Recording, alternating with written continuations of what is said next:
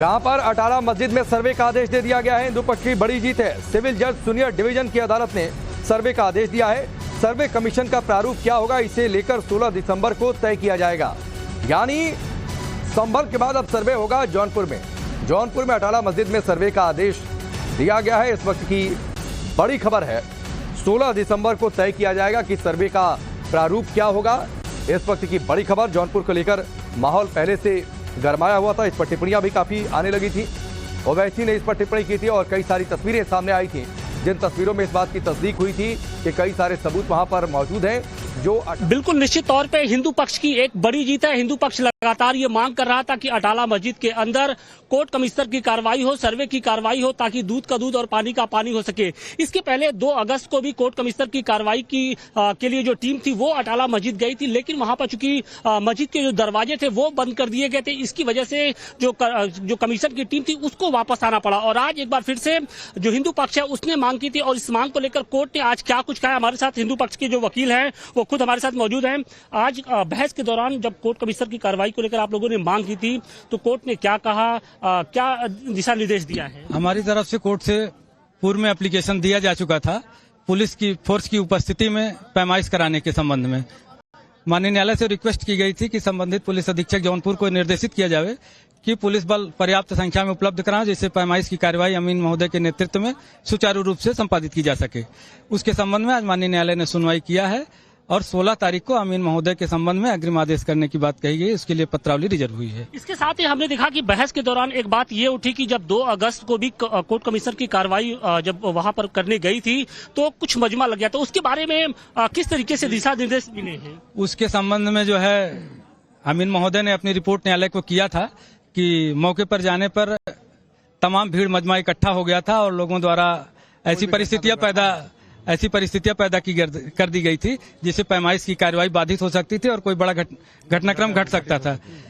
इसलिए न्यायालय ने जो है इस मामले की सेंसिटिविटी को समझते हुए इस बात को न्यायालय ने कहा भी कि मामला अत्यंत संवेदनशील है और कोई भी अग्रिम आदेश पूरी न्यायिक प्रक्रिया के मुस्लिम पक्ष कोऑपरेट कर रहा है। मुस्लिम पक्ष की ओर से क्या दलीलें रखी? पक्ष के अधिवक्ता न्यायालय में तो कोऑपरेट करने की बात करते हैं, किंतु मौके पर ऐसा परिलक्षित नहीं होता है कि उनके द्वारा या उनके समुदाय द्वारा कोई सहयोग प्रदान किया जा रहा है, क्योंकि सिविल वाद में अमीन या कमिश्नर की कार्रवाई एक सामान्य प्रक्रिया है। तमाम वादों में सामान्य तरीके से हो जाता है, लेकिन इस वाद में केवल विपक्षियों के असहयोग के कारण यह मामला इतना लंबा खिंच रहा है। अगर उनके तरफ से सहयोग किया जाए तो यह कार्रवाई बहुत सुचारू रूप से सामान्य तरीके से पूरी हो जाएगी। सामान्य तरीके से पूरी हो सकती है। देखिए राकेश, सबसे बड़ी बात यही है कि जब 16 तारीख को यानी 16 दिसंबर को कोर्ट एक बार फिर से बैठेगी तो कोर्ट कमिश्नर के कार्रवाई के दौरान कौन कौन लोग होंगे जो मस्जिद के अंदर जाएंगे, वीडियोग्राफी कैसे होगी, फोटोग्राफी कैसे होगी, कैसे उस पूरे परिसर का मापजोख होगा, ये सब कुछ देखना होगा कि कोर्ट कमिश्नर। लेकिन संभल में जो सर्वे का फैसला आया था उसके बाद वहां पर माहौल जिस तरीके से बिगड़ा था, पहले से ही इसको लेकर सियासत भी जमकर हुई है। जॉन बहुत सारी टिप्पणियां ओवैसी तक इस विवाद में कूद पड़े हैं। लेकिन इस बीच में एक चीज जरूर चाहूंगा कि एक तो जाहिर सी बात है अब इस पर सियासी माहौल भी एक बनाने की कोशिश होगी। दूसरी बात है, चूंकि आप ग्राउंड पर गए, वहां पर आपने तस्वीरों को भी देखा, कई सारी तस्वीरें आई हैं जिसमें तस्दीक इस बात की जा रही है कि वहां पर इस मस्जिद के मंदिर होने के सबूत अभी भी वहां की दीवारों पर मौजूद है।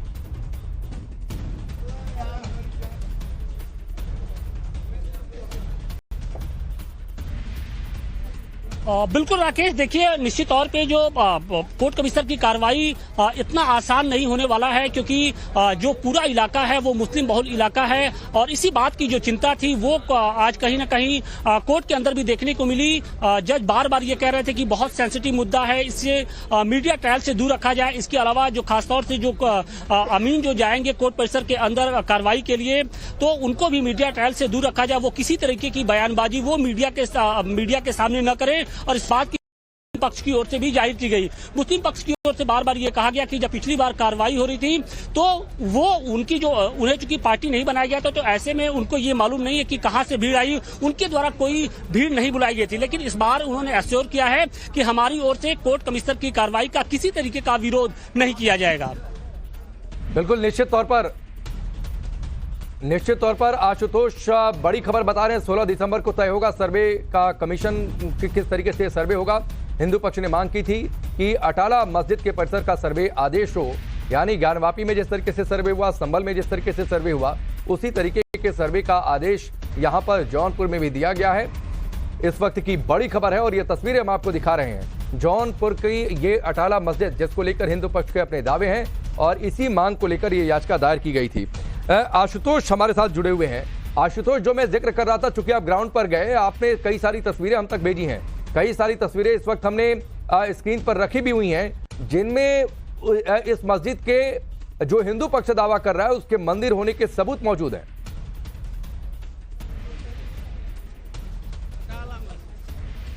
देखिए, हिंदू पक्ष लगातार ये दावा कर रहा है कि जो मस्जिद बनाई गई है उसे 13वीं सदी में तोड़कर उसे फिरोज शाह तुगलक ने बनाया है।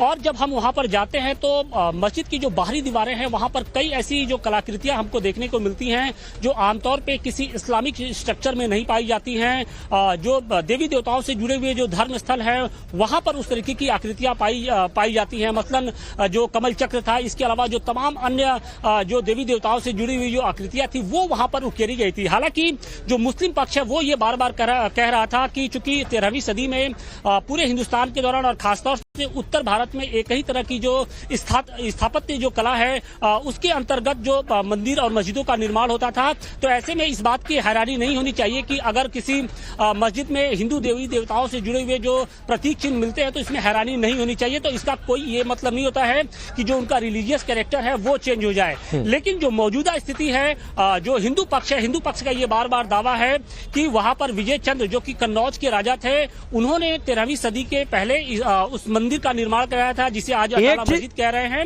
लेकिन बाद में जो हरिशंकर, मैं रोकता हूं आपको। आशुतोष, हरिशंकर जैन जी इस वक्त हमारे साथ जुड़े हुए हैं, वकील हैं हिंदू पक्ष के। हरिशंकर जी, आपका बहुत बहुत स्वागत है। ये फैसला आया है कि जौनपुर में अटाला मस्जिद का सर्वे होगा, 16 तारीख को तय होगा कि क्या प्रारूप हो, किस तरीके से किसको कमिश्नर तय किया जाए। जी बिल्कुल सही फैसला है।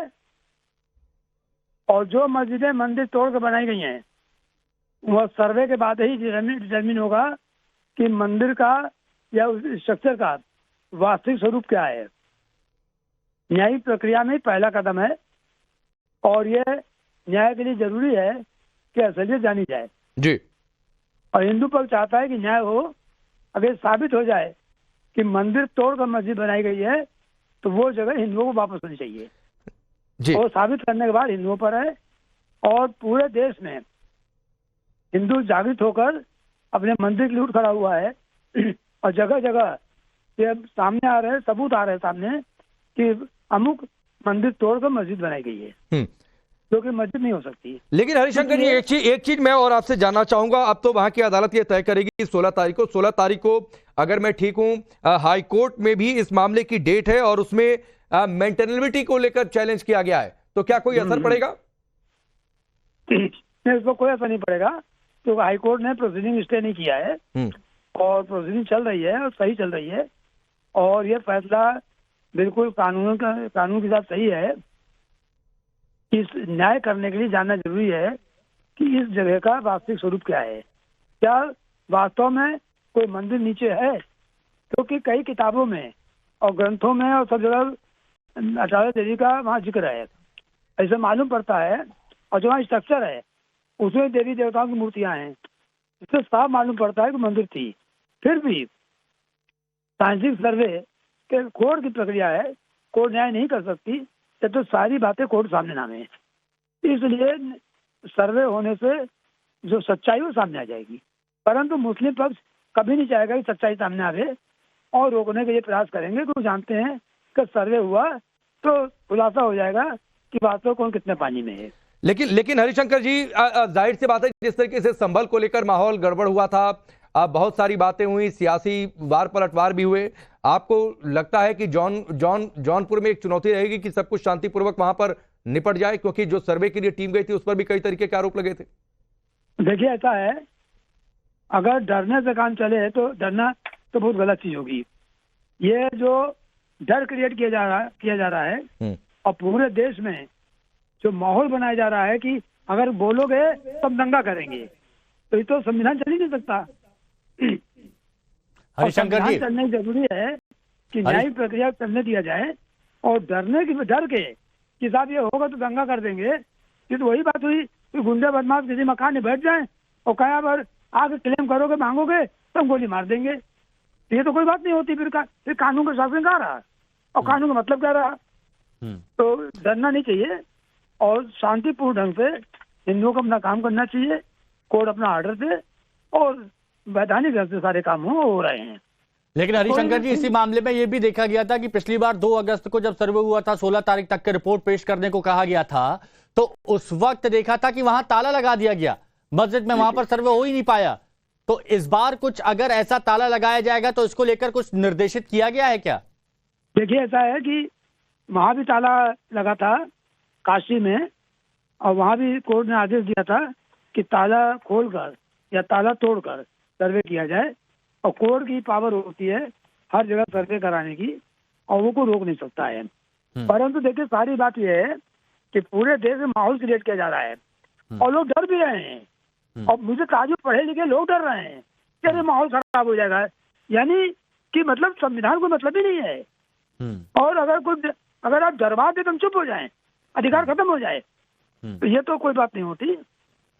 और सबको समझना चाहिए कि मुस्लिम राज्य नहीं है, मुगल शासन बिल्कुल, नहीं और है, संविधान के हिसाब से ही अपनी लड़ाई यहाँ लड़ी जा रही है। बहुत बहुत शुक्रिया हरिशंकर जैन जी आपका हमारे साथ जुड़ने के लिए। आशुतोष हमारे साथ जुड़े हुए हैं। आशुतोष, एक बार फिर से मैं आपसे जानना चाहूंगा, पहले हमने देखा था कि ताला वहां पर लग गया था तो वहां पर कार्रवाई नहीं हो पाई थी। इस बार अगर ऐसी स्थिति आती है, उसको लेकर पहले से दिशा निर्देशित किया गया है, जरा बात कीजिए।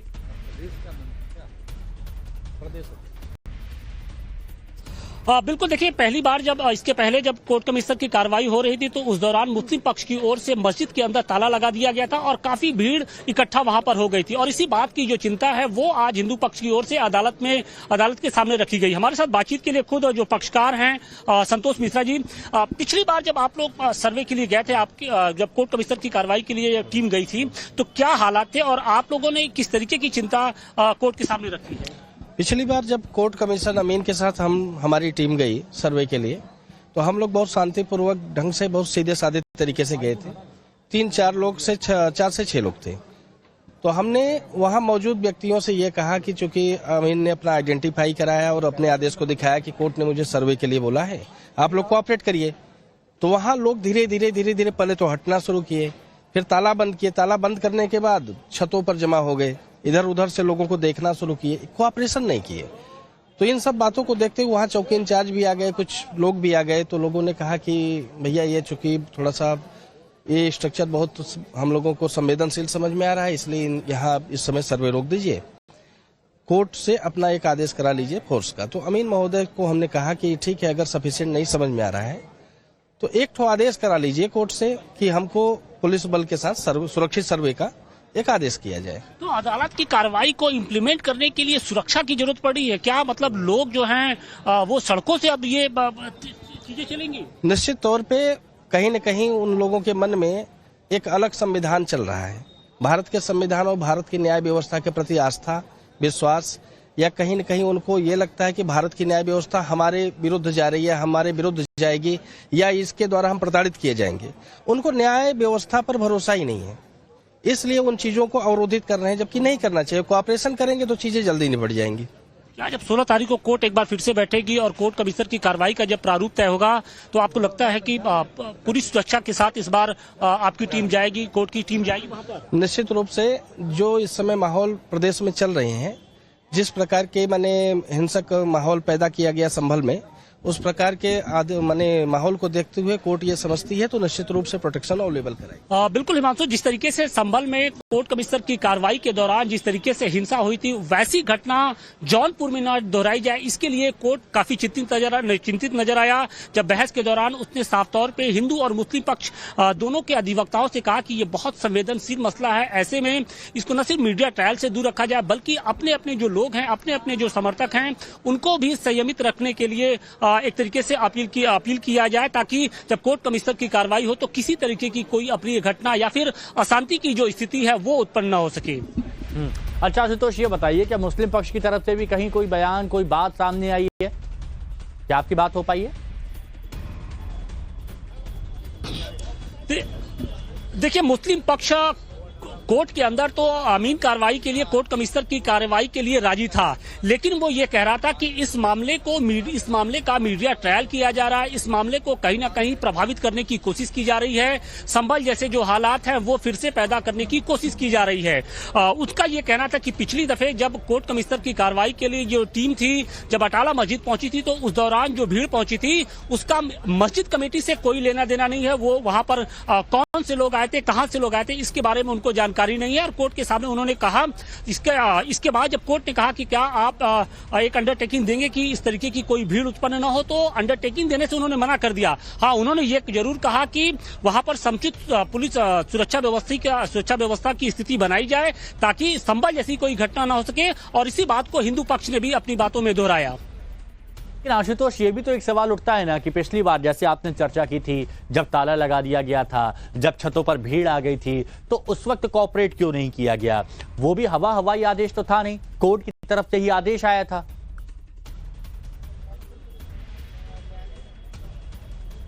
बिल्कुल, अब यही समझना होगा कि क्या जो देश का संविधान है, जो कोर्ट के आदेश है, क्या वो सड़कों से उनका पालन किया जाएगा? क्या सड़कों पर लोग उतरकर एक तरीके से विरोध करेंगे? एक तरफ तो अदालत के अंदर वो कहते हैं कि नहीं, कोर्ट का हम सम्मान करते हैं, लेकिन जब कोर्ट की ओर से जो टीम बनाई जाती है, वो जब कोई किसी कार्रवाई के लिए जाती है तो उसका खुलकर विरोध किया जाता है। और इसी बात को ओवैसी जैसे जो नेता है वो लगातार हवा दे रहे हैं। वो लगातार ये कह रहे हैं कि कई ऐसे लोग हैं जो बार बार मस्जिदों के अंदर इस तरीके की स्थितियां उत्पन्न करते हैं। लेकिन सवाल इसी बात का है कि अगर किसी स्ट्रक्चर का रिलीजियस कैरेक्टर तय करने की बात कही जा रही है, तो कहीं ना कहीं वो कोर्ट से ही तय होगा और कोर्ट ही उसके लिए दिशा निर्देश देता है और उसी दिशा निर्देश के आधार पर काम होता है। लेकिन हम देख रहे हैं कि लगातार, चाहे ज्ञानवापी हो या फिर संभल हो या फिर लगातार बहुत सारी ऐसी जगहें हैं जहां पर जो दूसरे समुदाय के लोग हैं वो सड़कों पर आ जाते हैं और कहीं ना कहीं कोर्ट के जो आदेश है उसका विरोध करने की कोशिश कर रहे हैं। चलिए, ये अलग जगह की भूमिका बनाई जा रही है, लेकिन आशुतोष, चूंकि आप वहां पर मौजूद हैं, जो दर्शक अभी हमारे साथ जुड़े हैं और वो देख रहे हैं कि अटाला को लेकर क्या कुछ फैसला आया है, तो मैं जरा आपसे जानना चाहता हूं बैकग्राउंडर इसका कि आखिर क्यों आज जौनपुर और ये अटाला मस्जिद, जो कहा जाता है कि अटला देवी का मंदिर था, ये आज क्यों चर्चा में है? इसके पीछे की वजह मैं जानना चाहता हूं आपसे संक्षेप में।